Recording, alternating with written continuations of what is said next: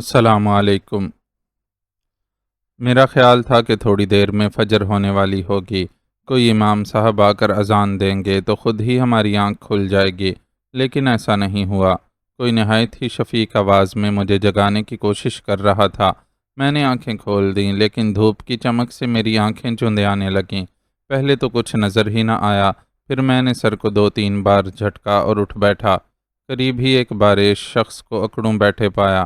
نادو بھی جاگ چکی تھی اور اپنے بال اور لباس درست کر رہی تھی۔ دن ضرور چڑھ آیا تھا، مگر موسم اچھا تھا، سورج ابھر آیا تھا، نیلے آسمان پر بادلوں کی ٹکڑیاں تیر رہی تھیں۔ منہ ہاتھ دھو کر اندر کوٹھڑی میں آ جاؤ، وہاں ناشتہ رکھا ہوا ہے، اس شفیق بارش شخص نے ہم سے بڑے نرم لہجے میں کہا۔ میں نے فوراً اسے سلام کیا۔ وعلیکم السلام ورحمۃ اللہ وبرکاتہ، اس نے سلام کا جواب دیا۔ اس کی عمر مجھے 50-55 کے درمیان لگی۔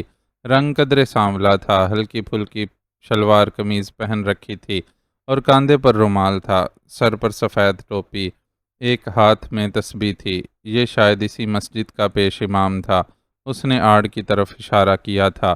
میں اور نادو باری باری آڑ کے پیچھے گئے اور پھر اندر کوٹھڑی میں آ گئے۔ کچی اینٹوں کے سبب اور کچھ بارانی موسم کے باعث کوٹھڑی کی فضا ٹھنڈک بھری تھی۔ چھت کا پنکھا تو نہیں تھا، البتہ ایک کونے میں چھوٹا سا پرانا پیڈسٹل فین رکھا تھا۔ 2 کھڑکیاں تھیں، اوپر بڑا سا روشن دان تھا، اندر بھی دن کی کافی روشنی تھی۔ میں اور نادو وسط میں بچھی دری پر آ بیٹھے۔ ناشتے کا سامان درمیان میں ہی رکھا ہوا تھا۔ گرما گرم چائے، دہی، مکھن، پراٹھے تھے۔ وہ بارش شخص قریب ہی کھڑا تھا۔ ہم تھوڑا جھجک رہے تھے۔ اس نے یہ محسوس کر کے پرشفیق لہجے میں کہا، یہ اللہ کا گھر ہے اور اکثر یہاں مسافر راتوں میں آ جاتے ہیں۔ پھر ایک لمحہ رک کر دوبارہ بولا، میں نے تو کوشش کی کہ تم دونوں کو بھی فجر کی نماز کے لیے جگا دوں، لیکن وقت نکلا جا رہا تھا اور تم دونوں شاید کافی دیر کے جاگے ہوئے اور تھکے ہوئے تھے، نہ اٹھ پائے۔ چند لوگ آ جاتے ہیں اللہ کو یاد کرنے کے لیے۔ میں نے نماز ادا کرا دی۔ چلو اب بسم اللہ کرو، ناشتہ سامنے ہے۔ پھر ایک ثانیے کے توقف کے بعد نادو کی طرف دیکھ کر بولا، بیٹی تمہارا زخم تازہ لگتا ہے، اسے پٹی کی ضرورت ہے۔ تم جب تک ناشتہ کرو میں گھر جا کے مرہم پٹی کا سامان لے آتا ہوں، اور تم دونوں کی حالت بھی ٹھیک نہیں، کہو تو کپڑوں کا جوڑا بھی لے آؤں؟ نہیں نہیں مولوی صاحب، آپ کا شکریہ، کپڑوں کو رہنے دیں، البتہ مرہم پٹی کا سامان ہو تو عنایت فرما دیجئے۔ میں نے کہا، ضرور۔ ہم دونوں نے ہی اس بھلے مانس مولوی صاحب کا شکریہ ادا کیا اور ناشتہ کرنے لگے۔ مولوی صاحب باہر چلے گئے، وہ تھوڑی ہی دیر میں واپس آ گئے، شاید ان کا گھر قریب ہی تھا۔ ہم ابھی ناشتہ کر رہے تھے، ان کے ہاتھ میں کپڑے کا ایک تھیلا تھا، اس میں شاید مرہم پٹی کا سامان تھا۔ وہ انہوں نے ایک طرف رکھ دیا اور خود کونے میں جا کر ایک محراب کے سامنے بیٹھ گئے۔ وہاں جائے نماز بچھی ہوئی تھی، ایک طرف جزدان بھی رکھا تھا، اوپر تاکچہ تھا اور ایک چوبی تختہ نصب تھا۔ وہاں شاید کچھ سپارے اور ایک پوش میں لپٹا قرآن مجید تھا۔ مولوی صاحب نے ذرا اونچا ہو کے وہاں 2 اگربتیاں لگا دی تھیں۔ ناشتے سے فارغ ہونے کے بعد ہم خود کو توانا محسوس کرنے لگے، نیند بھی کر چکے تھے، تھکاوٹ بھی جاتی رہی تھی، خود کو اب ہم تازہ دم محسوس کرنے لگے۔ اس کے بعد انہوں نے تھیلے میں سے کچھ دوائیں نکال لیں۔ میری مدد سے انہوں نے نادو کی پیشانی کی پٹی کھولی۔ اس کے بعد ایک پلاسٹک کی ڈبیا سے کوئی مرہم نکالا، وہ زخم میں بھرا اور پٹی کر دی، ساتھ ہی کوئی 2-3 دوائیں بھی ایک گلاس میں گھول کر پلا دیں۔ نادو اب کافی بہتر ہو گئی تھی۔ کیا تمہاری منزل اور آگے ہے یا ادھر ہی کسی سے ملنے آئے ہو؟ مولوی صاحب ہمیں ناشتے سے فارغ ہوتا پا کر ہمارے قریب آ گئے۔ جی ہاں مولوی صاحب، سب سے پہلے تو آپ کا بہت شکریہ، آپ نے ہمارے لیے اتنی زحمت کی۔ میں نے کہا، شکریہ کس بات کا برخوردار؟ وہ نہایت شفقت سے مسکرا کے بولے، انسان کی اتنی اوقات کہاں کہ کسی کو ایک نوالہ تک دے سکے، یہ سب اس پاک پروردگار کی عطا کردہ توفیق ہے جس کے سہارے یہ کل کائنات چل رہی ہے۔ بے شک، سبحان اللہ، میرے منہ سے بے اختیار نکلا۔ میرا نام مولوی عبد الرحمن ہے، میں اس مسجد کا پیش امام ہوں، پاس ہی میرا گھر ہے، تم دونوں میاں بیوی ہو شاید؟ مولوی صاحب نے اپنے بارے میں بتاتے ہوئے ہم سے بھی پوچھ لیا۔ مجھے ذرا جھجک ہوئی، میں نے کنکھیوں سے نادو کی طرف دیکھا۔ تب ہی مولوی صاحب مجھے جھجکتا دیکھ کر نرم آواز میں بولے، میں کسی کو خام خواہی آزمائش میں نہیں ڈالا کرتا۔ کوئی بات نہیں، اگر کسی مدد کی ضرورت ہو تو بتا دو مجھے۔ نہیں مولوی صاحب، ایسی بات نہیں، دراصل ابھی میں نے اتنا ہی کہا تھا کہ اچانک باہر ایک زوردار آواز ابھری، ہے کوئی اللہ کا سخی، اس بابے کو خیرات، کوئی پانی ٹکر، کوئی روپیہ دے دے۔ میں اپنی بات ادھوری چھوڑ کر مولوی صاحب کا چہرہ تکنے لگا تو وہ مسکرا کر بولے، ٹھہرو ذرا، میں پہلے اس بابے بجلی کو کچھ دے آؤں۔ مولوی عبد الرحمن جیسے میری اور نادو کی سماعتوں میں ایک دھماکہ کر کے اٹھ کر باہر چل دیے۔ بجلی؟ نادو نے میری طرف دیکھ کر کہا، اور یہ نام سنتے ہی جیسے میرے اندر یکدم ہی ایک زبردست قسم کی دھکڑ پکڑ شروع ہو گئی۔ میں جلدی سے اٹھا اور کوٹھڑی سے باہر کو لپکا۔ مولوی عبد الرحمن مسجد کے دروازے سے باہر نکل چکے تھے۔ نادو بھی میرے عقب میں چلی آئی اور میرے ساتھ ہی مسجد کے دروازے پر آن کھڑی ہوئی۔ میں نے باہر دیکھا اور چونک پڑا۔ دھک دھک کرتے دل سے میں سامنے کا منظر دیکھ رہا تھا۔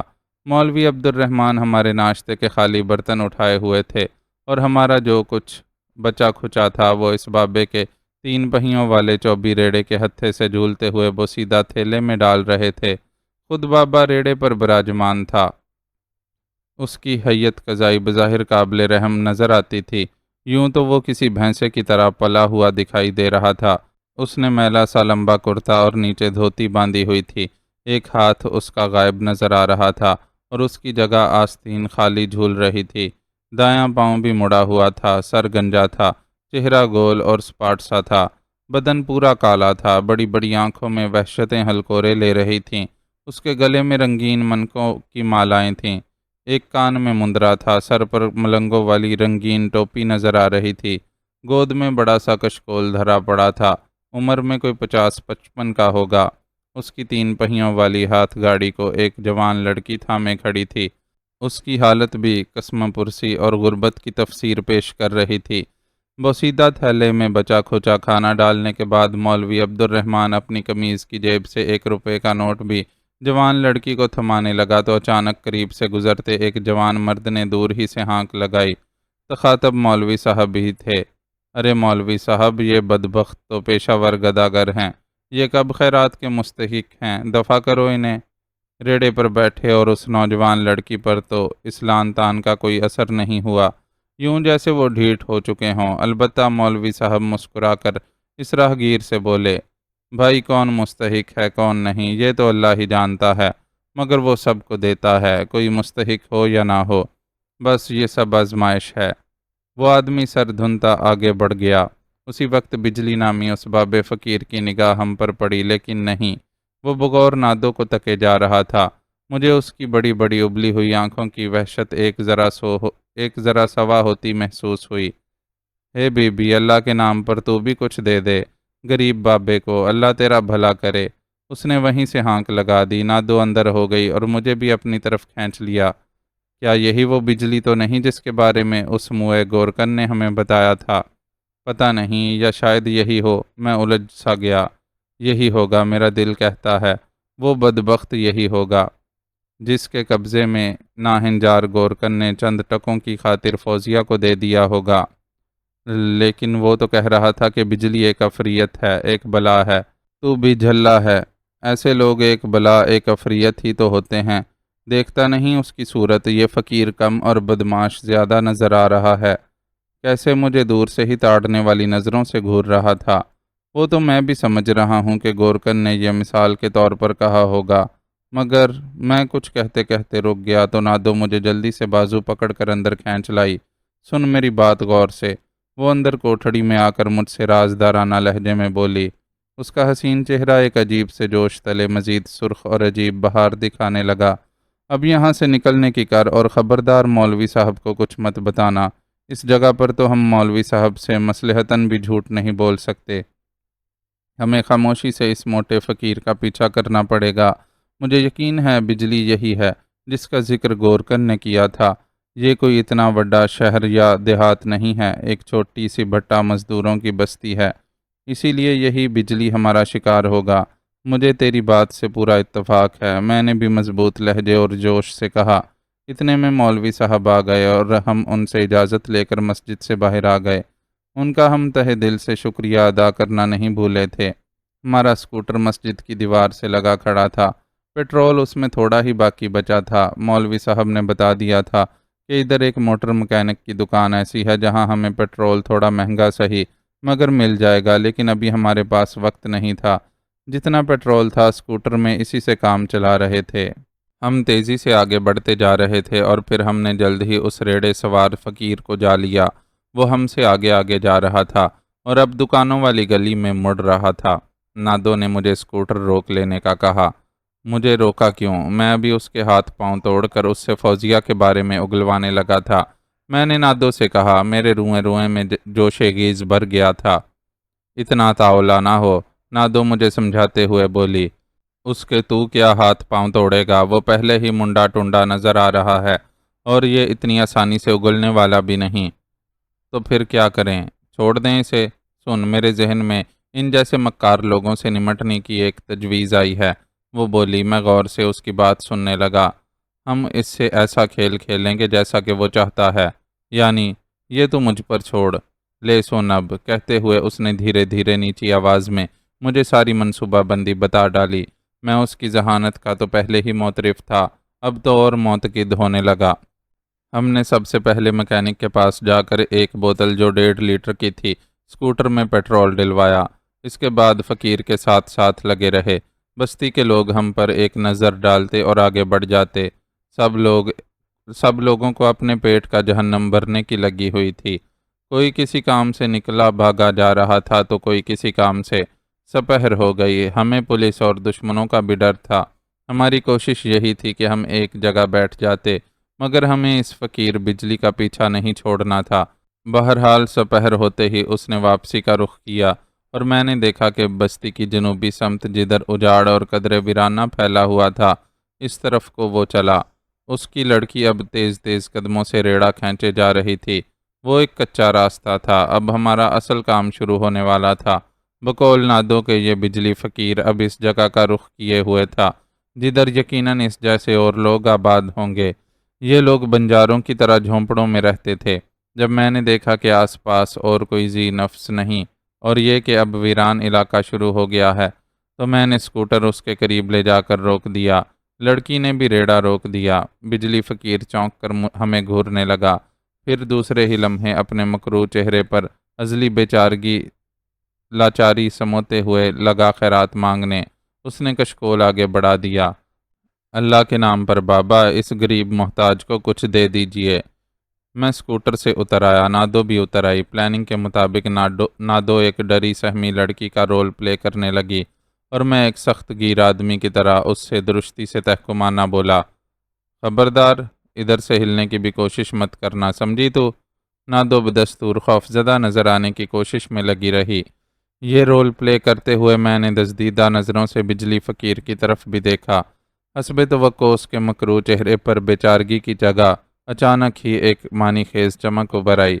मैंने देखा उसका रेड़ा खींचने वाली जवान लड़की भी मुझे ख़ास निगाहों से घूरे जा रही थी। उसकी उम्र का अंदाज़ा मुझे कमोबेश 20-22 के लगभग ही हुआ था। वो सांवली मगर अच्छे नकोश की मालिक थी। हाँ भाई, क्या हाल है तेरा? बिजली तू ही है ना? हाँ मैं ही हूँ, बिजली फ़कीर। सभी मुझे जानते हैं, वो मेरी तरफ देखकर बोला। मैंने दानिस्ता गर्दन मोड़कर दूसरी जानिब मुंह किए खड़ी नादो की तरफ देखा और बिजली की जानिब गर्दन दोबारा मोड़ी तो वो भी इसी तरफ घूर रहा था। मुझे यहाँ इट्टां वाली बस्ती में मुरादे ने भेजा है तेरे पास। मैंने लहजे को राजधराना और धीमा बनाते हुए उससे कहा। कौन मुरादा? बिजली हवन्नक सा बन गया, लेकिन मैं उसके मकरू चेहरे से और उबलती हुई वहशत अंगेज आंखों में मखसूस चमक को ताड़ रहा था। बोला, चल अब आइटम छोड़। मुरादा कौन? वही फुल्ला बस्ती का गोरकन मुरादा, जिसकी आंखें पीली हैं। वो मक्कार था मगर जानबूझकर सोचता बन गया। तभी मैंने भी पैंतरा बदला।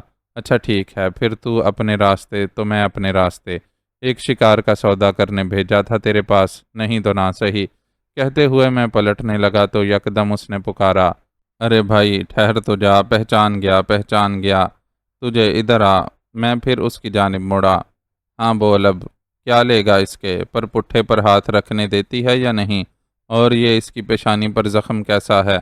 बिजली फ़कीर अब अदाकारी छोड़कर सौदेबाजी पर उतर आया। میں اندر ہی اندر اپنی کامیابی پر خوش اور نادو کی اس ترکیب پر معترف ہوئے جا رہا تھا۔ یہ معمولی زخم ہے، اسکوٹر سے گر گئی تھی سالی، میں نے کہا، پر بات کہیں چل کر آرام سے بیٹھ کر کی جاوے تو زیادہ بہتر ہے۔ باقی پٹھے وٹھے کی بات کر کے سودا سستا کرنے کی مکاری مت کر بجلی۔ مجھے مرادے نے تیری چالاکیوں کے بارے میں بتا رکھا ہے۔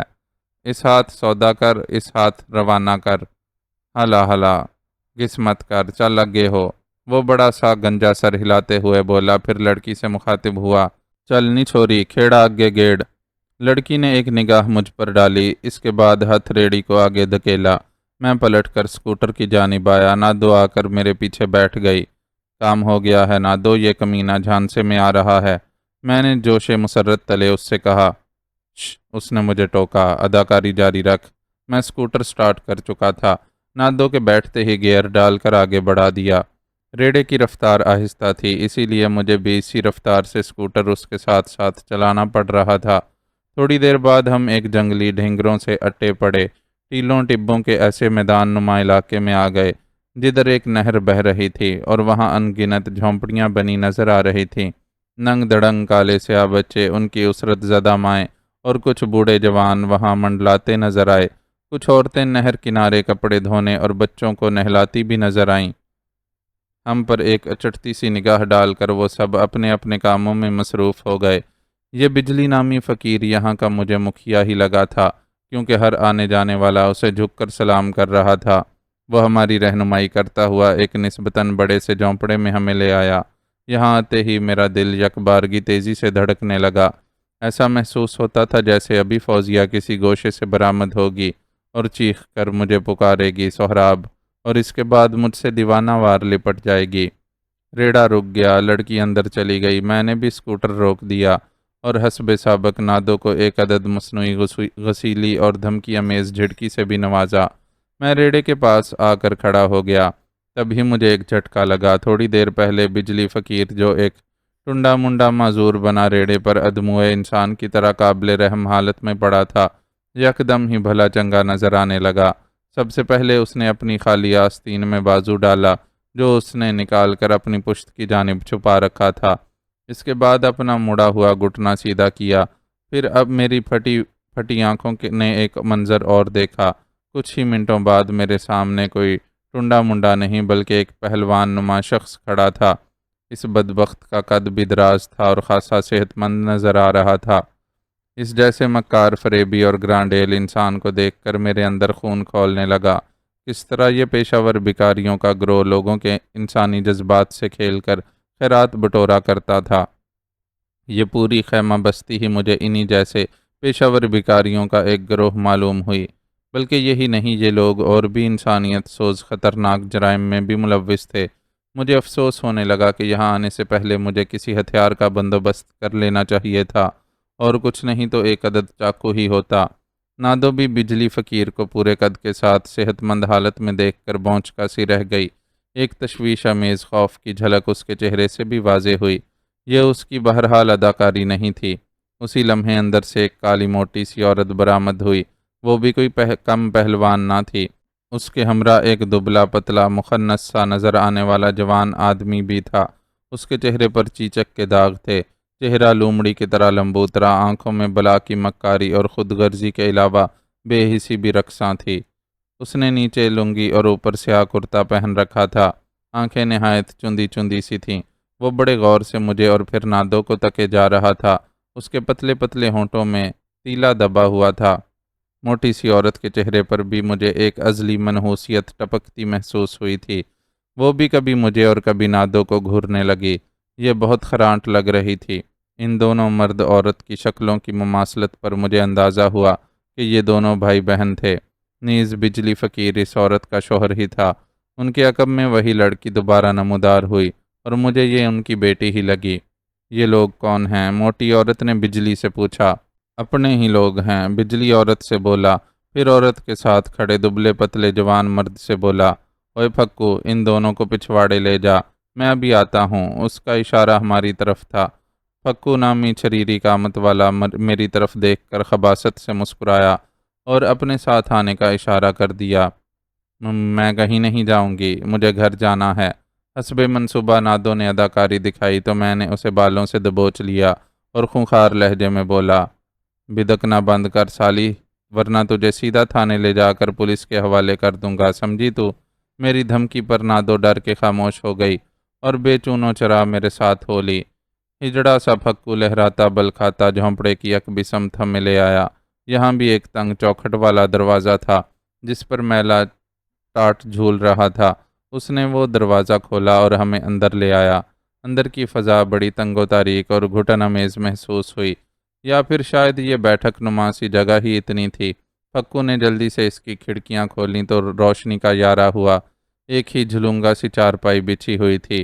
فرش کچا اور ناہموار تھا۔ پانی کا گھڑا 2 اینٹوں پر رکھا ہوا تھا۔ عجیب کثیف فضا تھی۔ ایک تنگ سا دروازہ جھونپڑے کے شاید اندرونی گوشے میں کھلتا تھا۔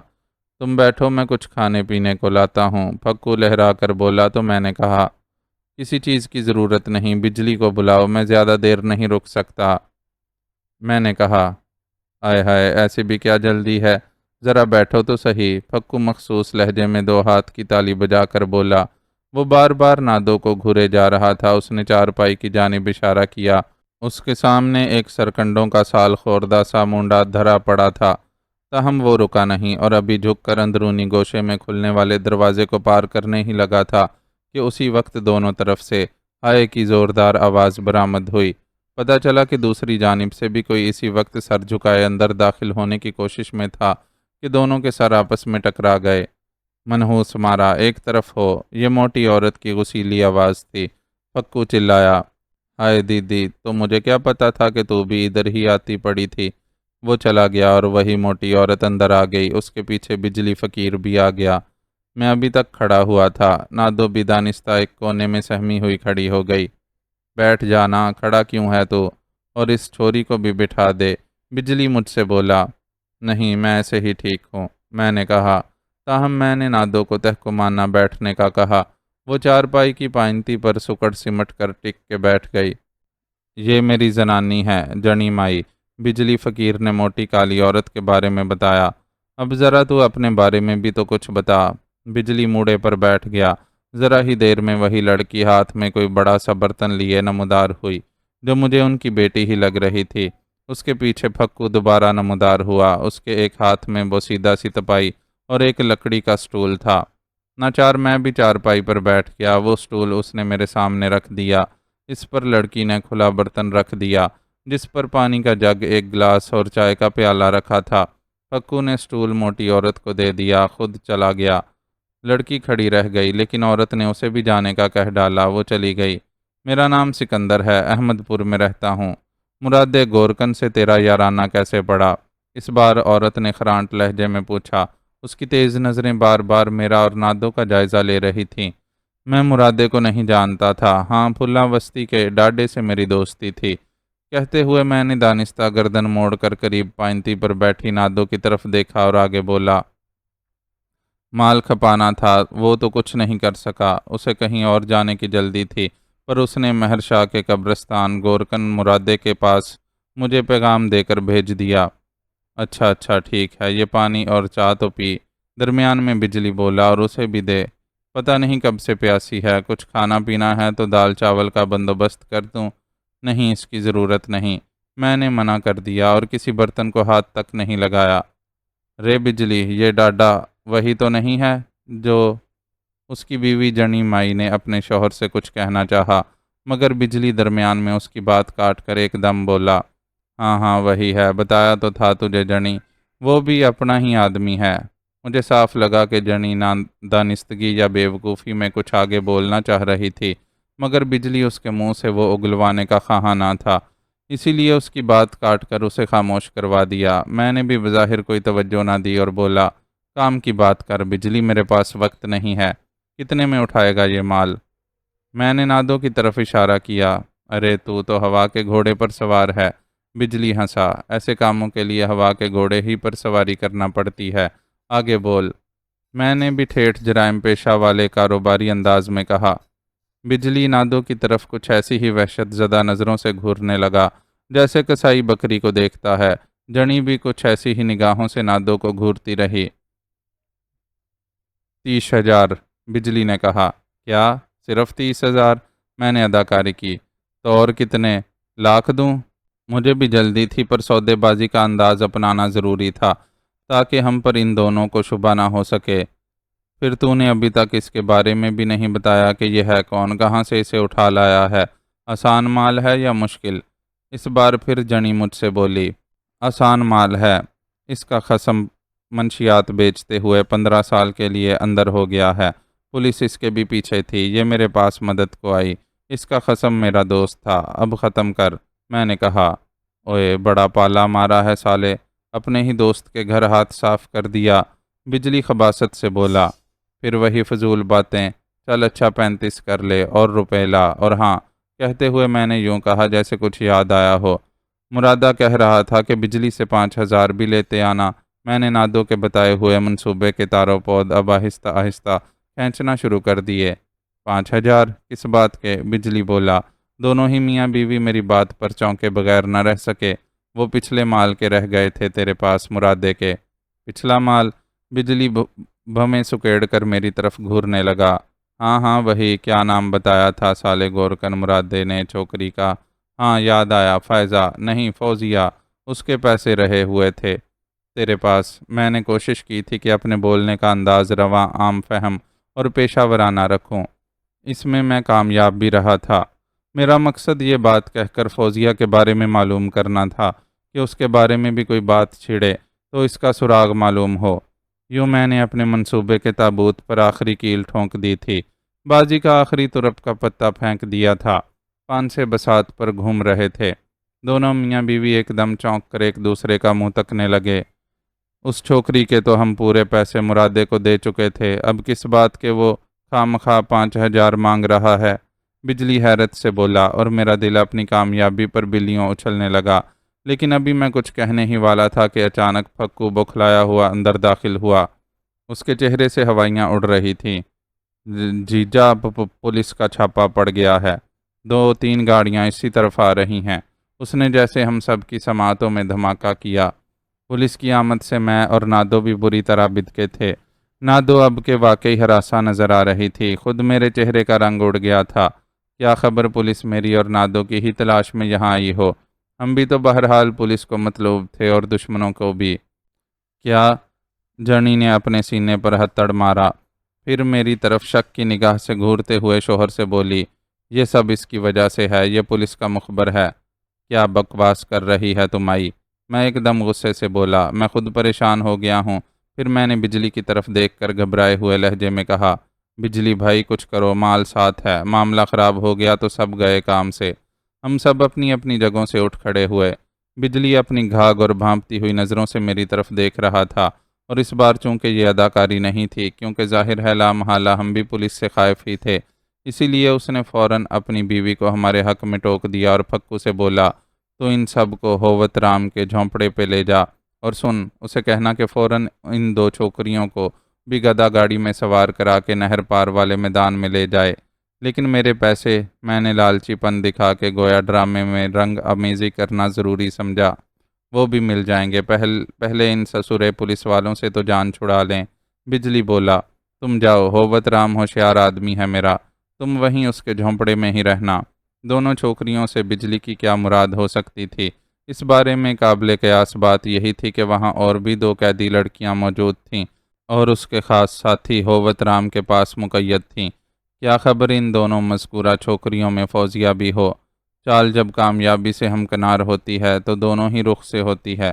میں نادو کا ہاتھ پکڑے بلا دیر پھکو کے پیچھے ہو لیا۔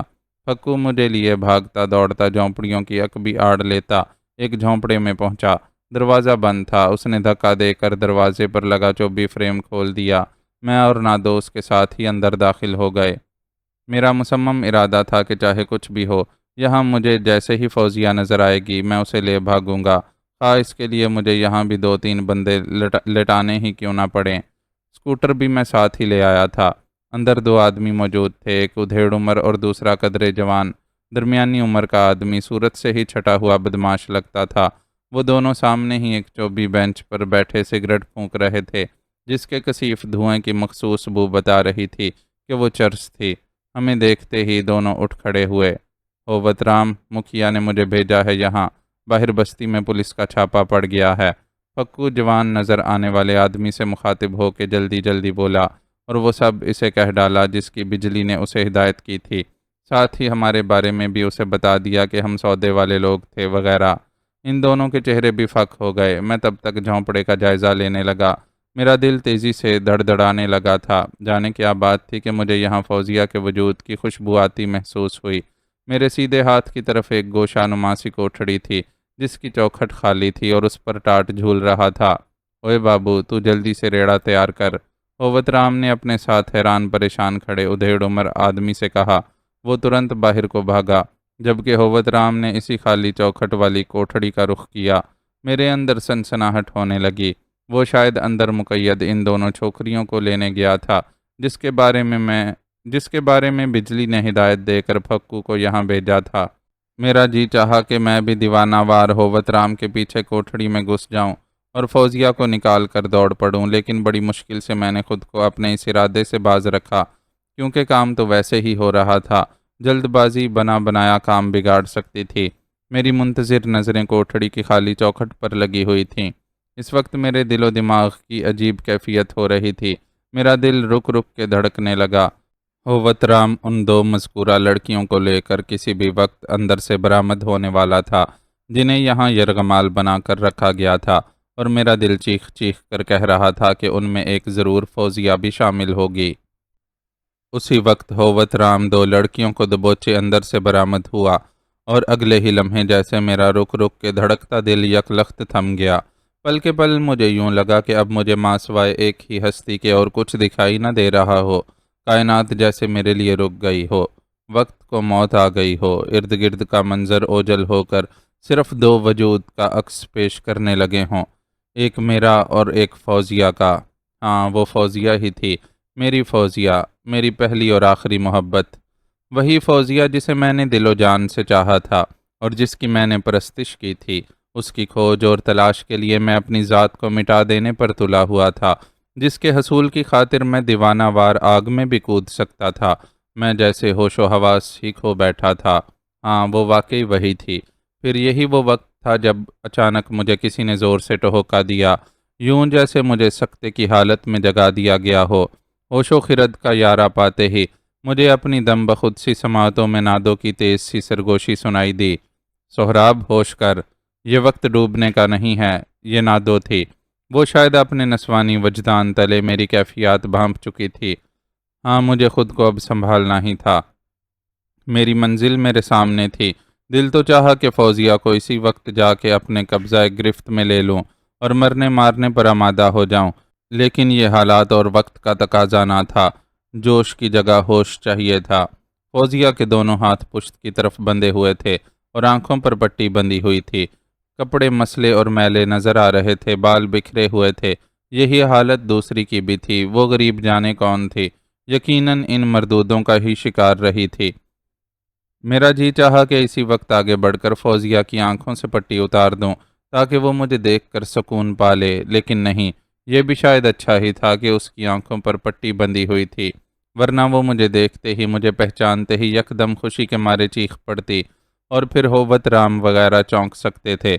मैंने खुद पर अपने अंदर के जोशे उबाल पर बड़ी मुश्किलों से काबू पाए रखा।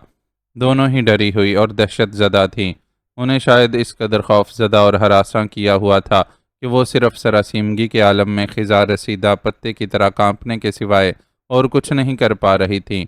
होवत राम बड़ी बेदर्दी से इन दोनों को दबोचे जानवर की तरह खींचता हुआ और हमें भी साथ आने का इशारा देता हुआ बाहर को लपकने लगा।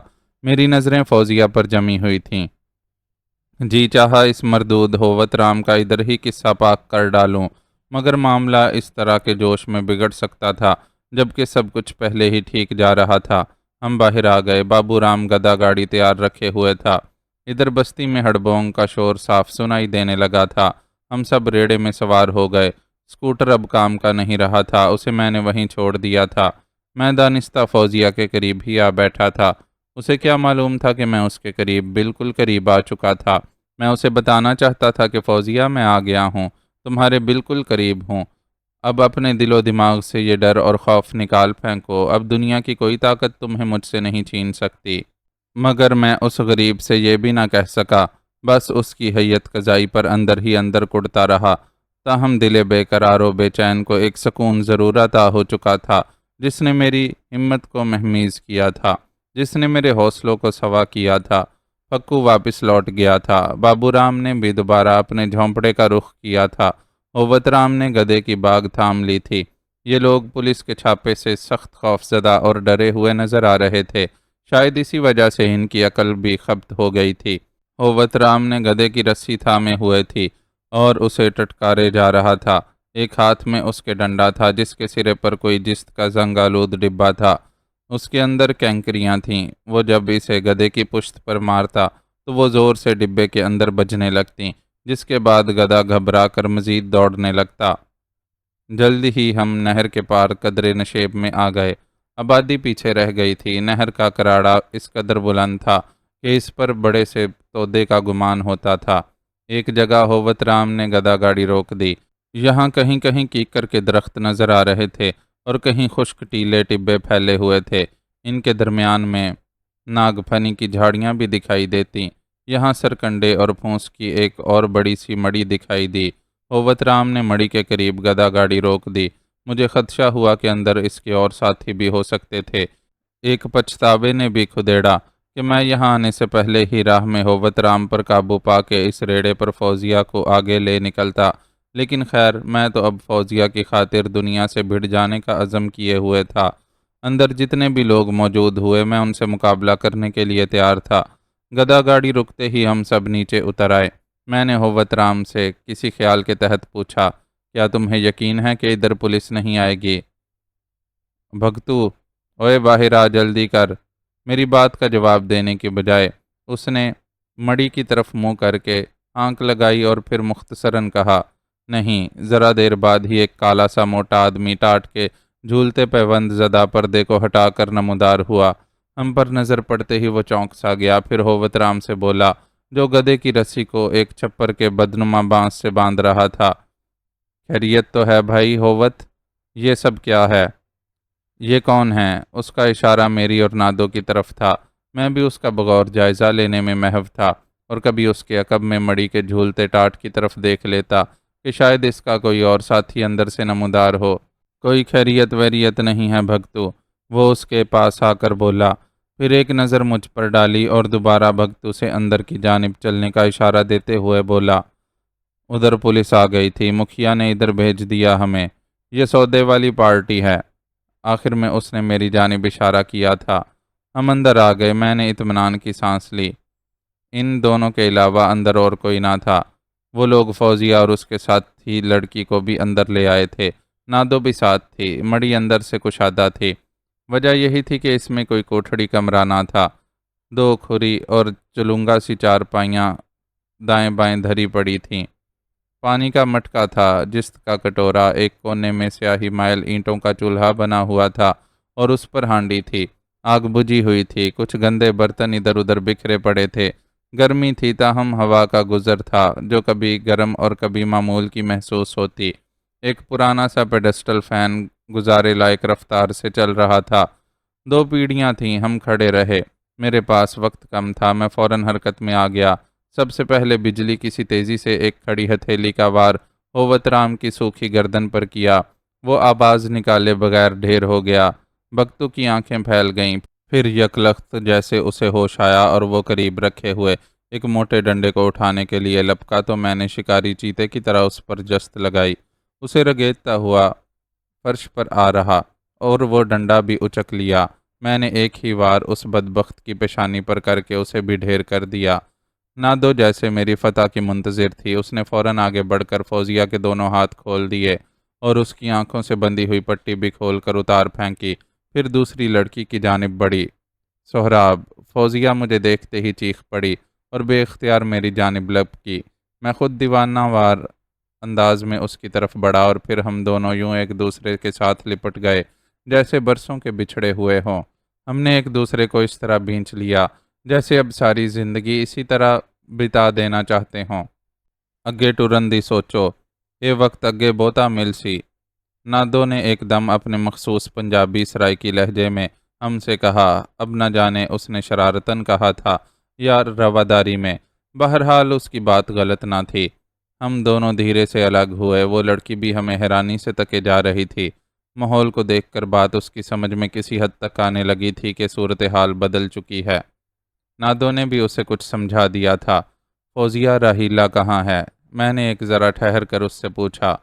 مجھے اس کا کچھ نہیں معلوم، فوزیہ دکھی لہجے میں بولی۔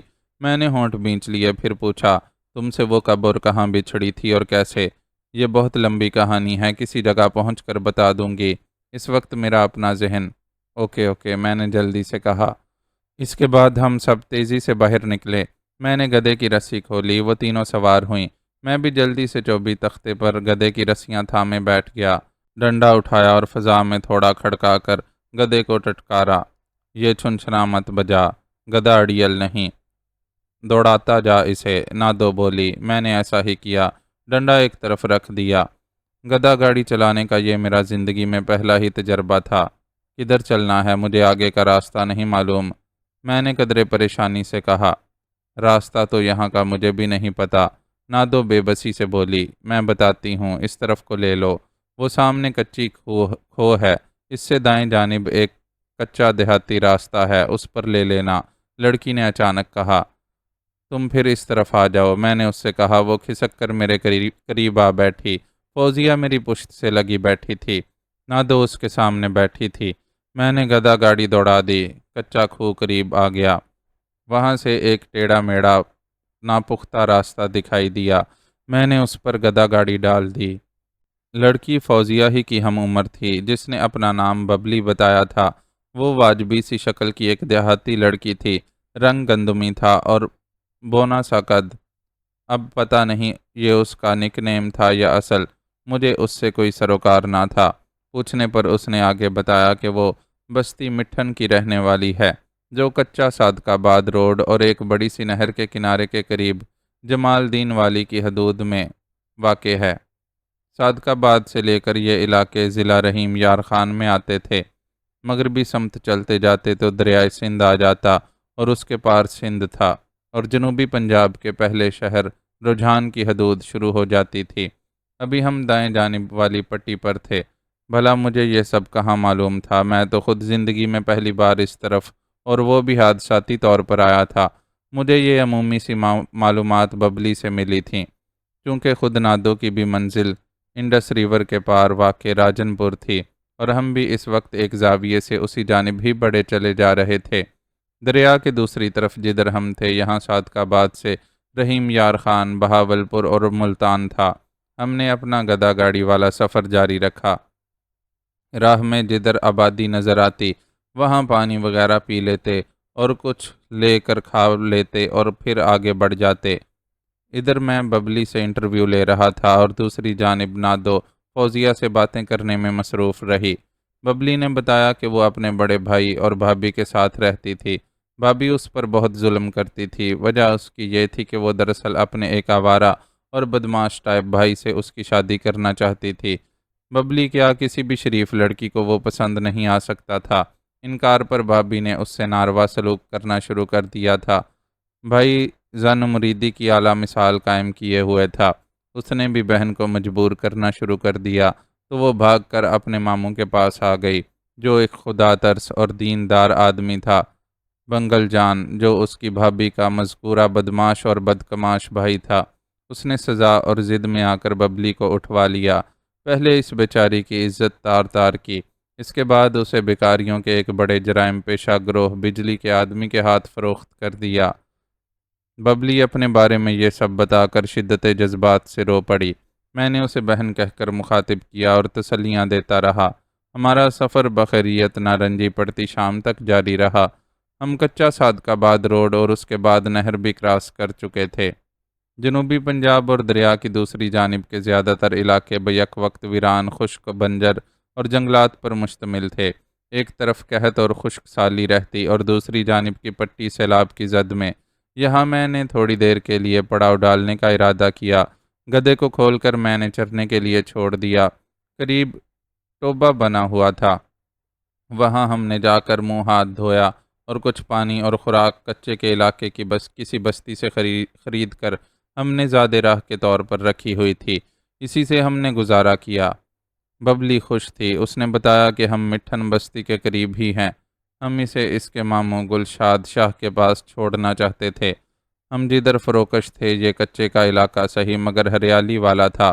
دور آبادی کے آثار نظر آ رہے تھے مگر ہم نے وہاں جانے سے گریز ہی کیا تھا۔ ہم نہر کے قریب ہی ڈیرا ڈالے ہوئے تھے۔ ہمارے ارد گرد درخت، جنگلی جھاڑیاں اور کہیں کہیں مٹی کے تودے نما ٹیلے ٹبے تھے۔ ہلکی مرطوب ہوا چل رہی تھی اور موسم خوشگوار تھا۔ میں فوزیہ کے ساتھ بیٹھ گیا اور میرے اشارے پر نادو ببلی کو لے کر ایک طرف جا بیٹھی۔ میں نے فوزیہ سے راحیلہ اور اس کے اپنے متعلق تفصیل پوچھی، جس کے لیے میں پہلے ہی بہت بے چین تھا، کیونکہ راحیلہ کے ابھی تک نہ ملنے کا مجھے دکھ تھا۔ وہ میری بہن تھی، فوزیہ کو ہی نہیں بلکہ یہ راز نادو کو بھی میں نے نہیں بتایا تھا کہ راحیلہ کا میرے ساتھ کیا رشتہ تھا۔ راحیلہ میرے لیے ہر وقت ایک مشیر کی طرح رہی تھی، بالخصوص ان نازک حالات میں جب میں سیٹھ سکندر اقبال اور سلیم چھالیا وغیرہ کے چکروں میں پڑھ کر ادموا ہوا جاتا تھا۔ تو یہ راحیلہ ہی تھی کہ جس نے مجھے حوصلہ اور سنبھالا دیا تھا۔ بیچاری کو اگرچہ اپنا بھی دکھ تھا مگر میں بھی مجبور تھا۔ وہ میری حقیقی بہن نہ سہی مگر بہرحال ایک راز کے طویل عرصہ مخفی رہنے کے سبب میں اسے بچپن اور لڑکپنے تک اپنی حقیقی بہن ہی سمجھتا رہا تھا، اور یہ راز صرف میری ماں اور راحیلہ کو ہی معلوم تھا کہ ہم دونوں حقیقی بہن بھائی نہیں ہیں۔ اور مزید یہ کہ اب جب کہ ہم دونوں جوانی کی دہلیز پر قدم رکھ چکے تھے تو ماں نے یہ راز مجھ پر آشکار کرتے ہوئے یہ بھی انکشاف کر ڈالا تھا کہ اب میں اور راحیلہ میاں بیوی بننے والے ہیں، مگر میں نے صاف انکار کر دیا تھا اور ماں سے صاف کہہ دیا تھا کہ میں تیرے حکم سے کنویں میں چھلانگ لگا سکتا ہوں لیکن راحیلہ سے شادی کبھی نہیں کر سکتا، کیونکہ میں آج تک اسے اپنی حقیقی بہن کے روپ میں ہی دیکھتا آیا ہوں۔ راحیلہ کو اس بات کا رنج تھا کیونکہ وہ اس راز سے واقف تھی اور مجھ سے محبت کرنے لگی تھی، لیکن میں نے اسے بھی سخت لہجے میں جتا ڈالا تھا کہ وہ ایسا خیال دل میں بھی کبھی نہ لائے۔ باوجود میری اس بے رخی کے اس نے ہر کڑے حالات میں میرا ساتھ دیا تھا اور مجھے اس میں کامیابی ملتی رہی تھی۔ یوں میں اسے اب بھی اپنی حقیقی بہنوں ہی کی طرح چاہتا تھا۔ فوزیہ نے اپنی بپتا صادقآباد اسٹیشن سے بچھڑنے کے بعد سے بتانا شروع کی۔ ٹرین کے صادقآباد سے روانہ ہوتے ہی اچانک برتھ پر سوئی ہوئی فوزیہ کی آنکھ کھل گئی تھی۔ وہ سیٹ پر مجھے نہ پا کر پریشان ہو گئی اور اس نے دوسری برتھ پر لیٹی ہوئی راحیلہ کو جگا دیا۔ سہراب سیٹ پر نہیں ہے، فوزیہ نے متوحش ہو کر راحیلہ کو بتایا۔ ٹوائلٹ گیا ہوگا، راحیلہ جو بھری نیند میں تھی غنودہ لہجے میں بولی تو فوزیہ نے اسے دوبارہ جھنجھوڑا۔ وہ ٹوائلٹ میں بھی نہیں ہے، اٹھو اسے تلاش کرنا ہے، کہیں وہ نیچے پلیٹ فارم پر ہی نہ رہ گیا ہو۔ راحیلہ کو اب فکر ہوئی اور وہ آنکھیں ملتے ہوئے اٹھ بیٹھی۔ دونوں نے مجھے بوگی کے تقریباً سارے ٹوائلٹ میں ڈھونڈ لیا۔ اب انہیں تشویش ہوئی، مسافروں سے پوچھا بھی تو ایک نے بتایا کہ میں صادقآباد کے پلیٹ فارم پر اترا تھا۔ راحیلہ کو اور تو کچھ نہ سوجا، اس نے ٹرین کی زنجیر کھینچ دی۔ ٹرین ذرا دیر میں رک گئی، کنڈکٹر گارڈ بوگی میں داخل ہوا۔ ان دونوں نے میرے بارے میں بتایا۔ وہ سخت بیزاری کا اظہار کرتے ہوئے چڑھ کر بولا، او بی بی، وہ کوئی بچہ تو نہیں تھا جو اسٹیشن پر رہ گیا؟ اب اگلے اسٹیشن پر گاڑی رکے گی، دوسری گاڑی کے آنے کا وقت ہونے والا ہے، اس میں دوبارہ صادقآباد پہنچ کر اسے تلاش کر لینا۔ نہیں، ہم دوسرے اسٹیشن پر رک کر ریلوے تھانے میں رپورٹ کریں گے، راحیلہ نے جواب دیا۔ تو کر دینا مگر ٹرین تب تک نہیں رکی رہے گی، کنڈکٹر نے راحیلہ کے تیز لہجے سے ذرا خائف ہو کر کہا۔ ٹھیک ہے، اگلا اسٹیشن کتنی دور ہے؟ راحیلہ نے پوچھا۔ وہ ٹرین کا سٹاپ تو نہیں ہے مگر تمہاری پریشانی کو دیکھتے ہوئے وہاں ٹرین رکوا دوں گا، انتظار کرو اور اب دوبارہ زنجیر مت کھینچنا ورنہ بھاری جرمانہ وصول کر لوں گا۔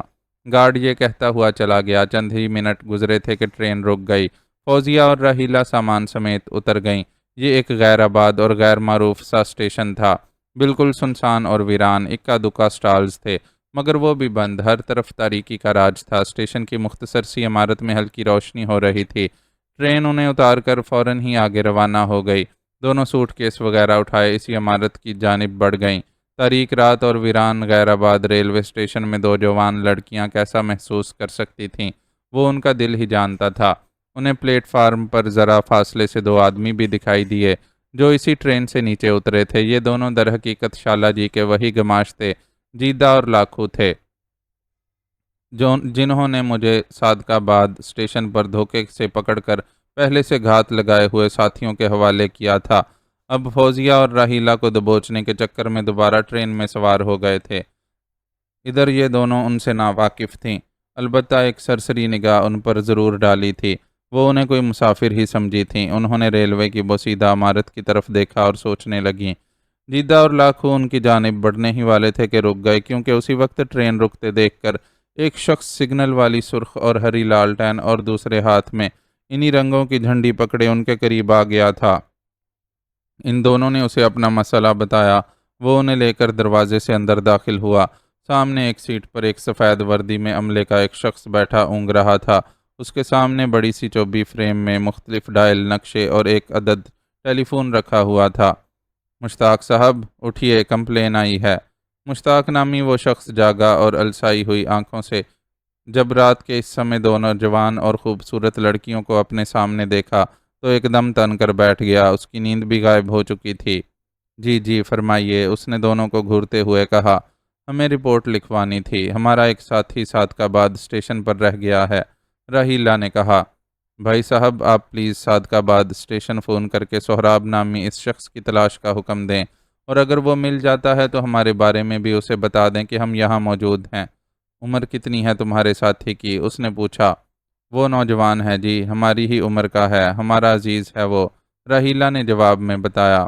اچھا، مشتاق نامی اسٹیشن کلرک عجیب سے لہجے میں بولا۔ آپ سامنے بیٹھیے، میں دیکھتا ہوں۔ کہتے ہوئے اس نے دونوں کو سامنے ایک دیوار گیر لکڑی کی بینچ پر بیٹھنے کا اشارہ کیا۔ وہ دونوں خاموشی سے بیٹھ گئیں اور امید بھری نگاہوں سے کلرک کی طرف دیکھتی رہیں۔ اس نے اپنے سامنے رکھے فون سے صادقاباد ریلوے اسٹیشن میں انکوائری میں فون کیا اور ساری صورتحال بتائی۔ اس کے بعد اس نے ریسیور رکھا اور ان کی طرف دیکھ کر بولا، پریشان ہونے کی ضرورت نہیں، میں نے بتا دیا ہے، وہ پلیٹ فارم پر اعلان کر رہے ہیں کہ سہراب نامی شخص اگر پلیٹ فارم پر موجود ہے تو فوراً ریلوے انکوائری آفس کا رخ کرے۔ فوزیہ اور راحیلہ نے اس بھلے مانس آدمی کا شکریہ ادا کیا اور خاموشی سے بیٹھی رہیں۔ مشتاق ان سے پوچھنے لگا کہ وہ کہاں جا رہی تھی، ان کا ساتھی کون تھا وغیرہ۔ راحیلہ ہی اسے مناسب اور مختصر انداز میں جواب دیتی رہی۔ اس دوران میں کھڑکی سے پار نظر آنے والے نیم تاریک پلیٹ فارم پر راحیلہ کی نگاہ ان دونوں جیدے اور لاکھو پر پڑی۔ وہ بھی اندر ہی دیکھ رہے تھے، پھر آگے بڑھ گئے۔ راحیلہ نے پھر بھی ان کی طرف کوئی توجہ نہ دی۔ کافی دیر گزر گئی تو راحیلہ نے اسے دوبارہ فون کر کے پتہ کرنے کی درخواست کی۔ مشتاق نے دوبارہ فون کر کے معلوم کیا تو اقدا کھلا کے اعلان کے باوجود سہراب یا کسی بھی شخص نے صادقاباد ریلوے اسٹیشن کے انکوائری آفس سے رابطہ قائم نہیں کیا۔ اب کیا ہوگا؟ سہراب آخر کدھر چلا گیا؟ فوزیہ ایک دم پریشان اور ہراساں ہو کر بولی۔ خدا نخواستہ سہراب کے ساتھ کوئی حادثہ تو نہیں ہو گیا ہے؟ مارے تشویش کے فوزیہ بینچ پر سے اٹھ کھڑی ہوئی۔ حوصلہ رکھو، میں دیکھتی ہوں، اللہ خیر کرے گا۔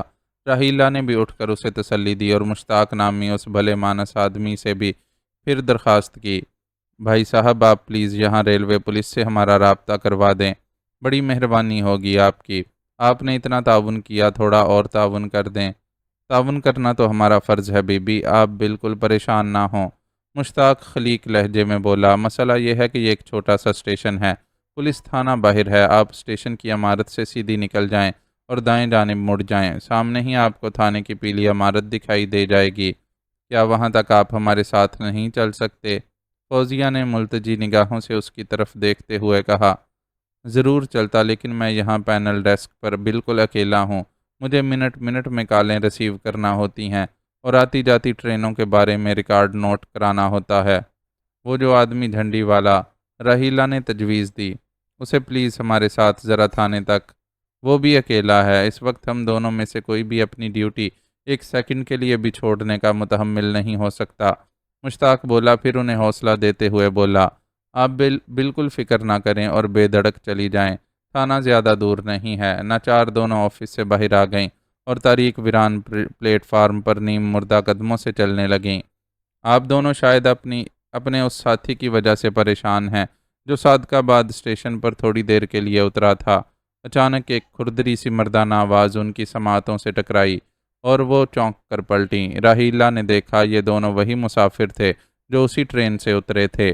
نامساعد حالات اور پریشانی کے سبب وہ دونوں انہیں اپنا مددگار سمجھنے لگیں۔ راحیلہ نے تو نہیں، البتہ بیچاری فوزیہ نے فوراً امید بھری نگاہوں سے ان دونوں کی جانب دیکھتے ہوئے فوراً اس بات میں سر ہلا کر کہا، ہاں ہاں بالکل، ہم اپنے اسی ساتھی کو تلاش کر رہے ہیں۔ کیا آپ اس کے بارے میں کچھ جانتے ہیں؟ پلیز ہماری مدد کریں۔ راحیلہ اب ان دونوں کو شک کی نگاہ سے دیکھنے لگی تھی۔ وہ فوزیہ کے مقابلے میں زیادہ ہوشیار اور چوکنا لڑکی تھی۔ ہاں ہاں کیوں نہیں، ہمارے سامنے ہی تو وہ نیچے اترا تھا، جیدہ چلاکی سے بولا۔ پھر صادقہ بعد اسٹیشن کے ایک ٹی سٹال سے چائے پی کر وہ باہر چلا گیا تھا۔ باہر چلا گیا تھا؟ ہرگز نہیں، راحیلہ ایک دم تنک کر بولی۔ وہ ہمیں ٹرین کے اندر چھوڑ کر بھلا باہر کیا کرنے جا سکتا ہے؟ آپ ہمارا راستہ چھوڑیں، ہم خود ہی ڈھونڈ لیں گے۔ راحیلہ کی تڑی پر وہ دونوں ایک طرف ہو گئے۔ راحیلہ نے پریشان کھڑی فوزیہ کا بازو تھاما اور فوراً آگے چل دی۔ اس کے بعد پھاٹک سے باہر آ گئیں اور چند لحظوں کے لیے رک کر اطراف و اکناف کا جائزہ لیتی رہیں۔ میرا تو دل ہول رہا ہے راحیلہ، خدا کرے سہراب خیریت سے ہو۔ فوزیہ ایک گہری تشویش تلے اپنی پیشانی مسلتے ہوئے بولی۔ اللہ بہتر کرے گا فوزیہ، حوصلہ رکھو، میں تمہارے ساتھ ہوں نا، راحیلہ نے اظہار تشفی اس سے کہا۔ حقیقت یہی تھی کہ بیچاری راحیلہ میری اس طرح اچانک گمشدگی پر خود بھی پریشان اور متوحش سی ہو رہی تھی، لیکن وہ فوزیہ کے مقابلے میں ذرا زیادہ ہمت اور جرت والی اور حوصلہ مند تھی۔ تمہارا کیا خیال ہے سہراب کے ساتھ خدا نخواستہ کیا حادثہ پیش آیا ہوگا؟ فوزیہ نے تشویش زدہ لہجے میں راحیلہ سے پوچھا۔ راحیلہ کا ذہن بہت پہلے ہی سے اس بارے میں سوچنے میں منہمک تھا۔ کئی خدشات خیالات اس کے ذہن میں ابھرے تھے، مگر وہ سب بتا کر فوزیہ کو مزید پریشانی میں مبتلا نہیں کرنا چاہتی تھی۔ بولی، کہا نا اللہ بہتر کرے گا، چلو آگے بڑھو۔ ہر سو گھور تاریکی تھی۔ کچھ آوارہ کتے ادھر ادھر منڈلاتے ہوئے نظر آئے۔ اسٹیشن کی عمارت کے بیرونی پھاٹک کے باہر ایک پتلی سی نیم پختہ سڑک سامنے جاتی تھی، جس کے کنارے درخت اگے ہوئے تھے۔ ایک اکلوتے پول پر لٹکا پیلی روشنی کا بلب مقدور بھر روشنی بکھیر رہا تھا۔ اسی کی روشنی میں دونوں تیز تیز قدم اٹھاتی ہوئی آگے بڑھتی رہیں۔ ایک احتیاط کے پیش نظر راحیلہ نے مڑ کر دیکھا تو وہی دونوں مشکوک آدمی جیدہ اور لاکھو ان کے پیچھے پیچھے چلے آ رہے تھے۔ بھاگو فوزیہ، راحیلہ نے کہا اور دونوں نے دوڑ لگا دی۔ جیدہ اور لاکھو بھی ان کے تعاقب میں دوڑنے لگے۔ راحیلہ ان دونوں کو ایسے ہی بدماش سمجھی تھی جو عموماً رات میں جوان عورتوں اور لڑکیوں کے پیچھے لگ جاتے ہیں۔ بالآخر دائیں جانب گھومتی سڑک کے ساتھ وہ دونوں مڑ گئیں۔ سامنے ہی انہیں چند گام کے فاصلے پر ایک چھوٹی سی پیلی عمارت دکھائی دی، وہاں کچھ روشنی ہو رہی تھی۔ ان کی رفتار بڑھ گئی۔ پھاٹک پر ایک سادہ وردی والا شخص کرسی پر بیٹھا بیڑی پی رہا تھا۔ انہیں دیکھ کر وہ کھڑا ہو گیا۔ جیدہ اور لاکھو انہیں پولیس تھانے کے عمارت کے قریب دیکھ کر یکدم غائب ہو گئے تھے۔ شاید انہیں مزید کسی اور اچھے موقع کی امید تھی۔ کون ہو آپ؟ یہاں کیا کر رہی ہو؟ اس نے ان دونوں کا جائزہ لیتے ہوئے پوچھا۔ راحیلہ نے اسے اپنا مسئلہ بتایا تو وہ کچھ سوچ کر انہیں اندر لے گیا۔ مختصر سے کچے احاطے میں پرانے ماڈل کی پولیس جیپ کھڑی تھی اور دوسری طرف احاطے کی سال خوردہ دیوار کے بالکل پاس ایک پولیس موبائل بھی کھڑی تھی، مگر اس طرح کہ اس کے چاروں ٹائر فلیٹ تھے اور نہ جانے برسوں اسی طرح کھڑے رہنے کے سبب وہ کچی زمین میں دھنس گئے تھے۔ شیشے بھی اس کے ٹوٹے ہوئے نظر آ رہے تھے۔ وہ ایک بیکار گاڑی تھی۔ کچھ ٹوٹے پھوٹے فرنیچر کا ڈھیر بھی بکھرا دکھائی دیا۔ سادہ وردی والا انہیں لیے برآمدے کی سیڑھیاں چڑھتا ہوا ایک کمرے کے دروازے کے سامنے رکا، چک ہٹائی اور انہیں لیتا ہوا اندر داخل ہو گیا۔ سامنے ہی ایک میز کرسی موجود تھی۔ وردی میں بیٹھا شخص دونوں ٹانگیں میز پر دھرے کرسی کی پشت گاہ سے سر ٹکائے خراٹے لے رہا تھا۔ نظام صاحب، ایک کمپلین آئی ہے۔ وہ آدمی ہڑبڑا کر جاگا اور پھر دو نوجوان لڑکیوں کو دیکھ کر ایک دم سیدھا ہو کر بیٹھ گیا۔ وہ اب گھور گھور کر ان دونوں کو دیکھے جا رہا تھا۔ پھر اس نے سامنے ایک بینچ پر انہیں بیٹھنے کا اشارہ کیا۔ راحیلہ نے اسے ساری بات بتا دی اور مدد کی درخواست کر ڈالی۔ وہ بولا، دیکھیں بی بی، یہ معاملہ ہماری حدود میں تو پیش نہیں آیا ہے نا۔ وڈے انسپیکٹر صاحب بھی اچانک پوری نفری لے کر کسی بڑے آپریشن پر گئے ہوئے ہیں، تو پھر اب ہم کیا کریں؟ ہمارے پیچھے تو دو گنڈے بھی لگے ہوئے ہیں۔ راحیلہ نے تڑخ کر کہا۔ وہ فطرتاً نہ ڈر تھی۔ کانسٹیبل جز بز سا ہوا، پھر بولا، آپ پھر ادھر ہی بیٹھ جائیں، آرام سے رات گزاریں، مجھے خود ساری رات ادھر ہی موجود رہنا ہے۔ راحیلہ سوچتی بن گئی۔ اس کے پاس کانسٹیبل کا مشورہ ماننے کے سوا اور کوئی چارہ نہ تھا۔ وہ اب ایسے وقت میں جاتی بھی کہاں؟ اس نے اس بات میں جواب دیا تو فوزیہ یکدم فکر مندی سے بولی، نہیں، صبح تک تو نہ جانے سہراب کے ساتھ کیا ہو جائے، ہمیں واپس اسٹیشن جانا چاہیے۔ گارڈ نے بتایا تھا کہ دوسری جانب سے ٹرین آنے والی ہے، اس میں سوار ہو کر ہم صادقاباد روانہ ہو جائیں گے۔ سہراب وہیں کھویا ہے، اسے تلاش بھی وہیں کیا جانا چاہیے۔ فوزیہ کو بضد دیکھ کر راہیلہ بھی خاموش ہو گئی۔ وہ دونوں تھانے کی عمارت سے باہر آ گئیں۔ وہی آدمی پھاٹک پر بیٹھا تھا۔ راہیلہ نے ادھر ادھر دیکھا، وہ دونوں بدمعاش غائب ہو چکے تھے۔ دونوں دوبارہ تیز تیز قدموں سے ریلوے اسٹیشن کی جانب بڑھنے لگیں۔ اچانک ہی انہیں وہی دونوں بدمعاش ایک دم تاریکی سے نمودار ہوتے دکھائی دیے۔ سامان پھینک کر بھاگو فوزیہ، راہیلہ چیخی۔ دونوں نے یہی کیا۔ وہ اضافی بوجھ کے ساتھ نہیں دوڑ سکتی تھیں۔ دونوں بدمعاش بھی اسی سمت پر ان کا راستہ روکے کھڑے تھے جس طرف تھانہ تھا، تاکہ یہ دونوں بھاگ کر دوبارہ تھانے کا رخ نہ کر سکیں۔ دونوں بھاگ اٹھیں، وہ بھی ان کے تعاقب میں لپکے۔ انہوں نے پتلی سی سڑک چھوڑ کر گھنے درختوں اور جھاڑیوں کی طرف رخ کیا، پھر اندھیرے اور تاریکی سے فائدہ اٹھاتی ہوئی وہ انہیں جل دے کر بہت آگے جا نکلی، یہاں تک کہ ایک آبادی دیکھ کر انہوں نے پناہ کے لیے مجبوراً ایک گھر کا دروازہ کھٹکھٹایا، مگر دستک کے لیے پہلا ہی ہاتھ مارا تھا کہ دروازہ خود ہی کھل گیا۔ معزز ناظرین و سامعین، لائک، کمنٹس اور شیئر ضرور کریں، شکریہ۔